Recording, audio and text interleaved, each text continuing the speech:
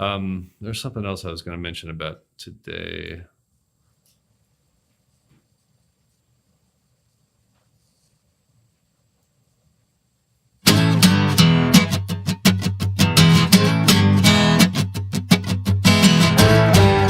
Okay, good morning.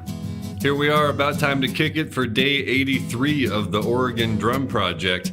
I'm Adam Bilsing, and we're headed towards our ultimate goal here of ecstatic improvisation through technical mastery of the drum set. Today I'll be working out of Mastering the Tables of Time, one of my favorite books.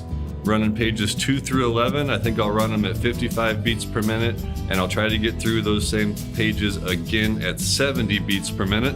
Challenges today are running through the subdivisions up and down through the table of time, keeping the accents nice and snappy and the unaccented notes nice and quiet. And 55 is real slow, so I'm challenging myself with some slow tempos to start off today.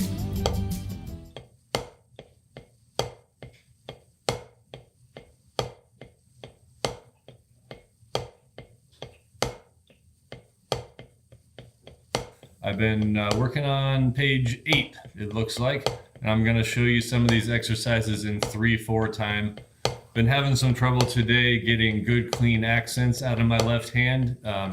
My technique is starting to feel a little odd when I try to make it larger to get the accented notes, so I'm looking out for that. And as always, struggling to stay with the click as I move through these subdivisions.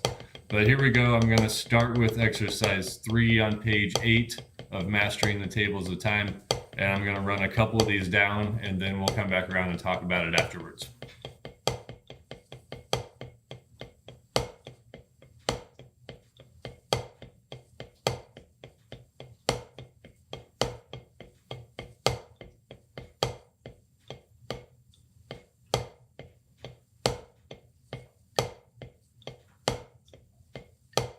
Well, there it was.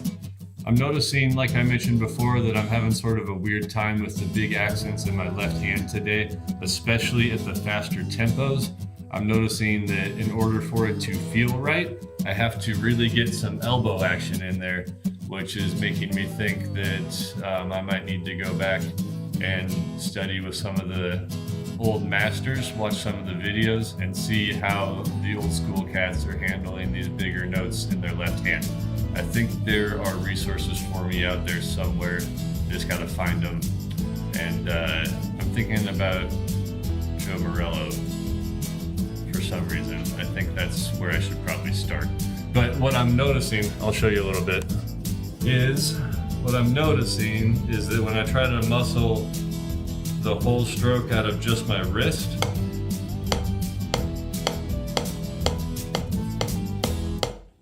it can be done, and I know that there's a place for that, but you can see my elbow is pinned to my side here. And what sort of feels good is giving it one of these. This is an exaggeration, obviously, but like swinging the elbow out, leading with the whole arm, and getting a little bit of that motion going.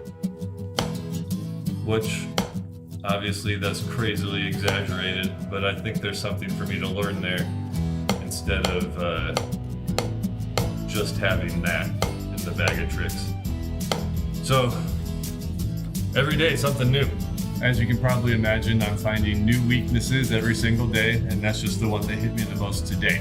So I was working on that while also working on keeping the quiet notes quiet and the loud notes loud, and also working on keeping all of these subdivisions on the click track as I move through them. Things are a little different and sort of easier at 70 BPM. Things at 55 beats per minute are very slow and very difficult because of that. I didn't really show you any of that. It looks pretty ragged. But as always, I endorse working on things at very slow tempos, especially if you're bad at it. Always work on stuff that you're bad at. That's where the improvement lies. It's a little frustrating sometimes, but I think that's where the action is at. Okay, I'd say that about wraps it up here for day 83 of the Oregon Drum Project. Yeah, it's 83 days. Nice to have it done. Still happy I'm doing this crazy early morning stuff. Special thanks once again to Silas himself, my producer over at Red 11 Media. And here we go. Gonna sign off for the day. So if you like what you've seen and you like what you've seen and you like what you've seen, like it and like it. Subscribe too. You can follow me on Twitter at Dirty Bandana or on Minds, also at Dirty Bandana. And for all the details on everything about the Oregon Drum Project, check me out at dirtybandana.com. See y'all tomorrow.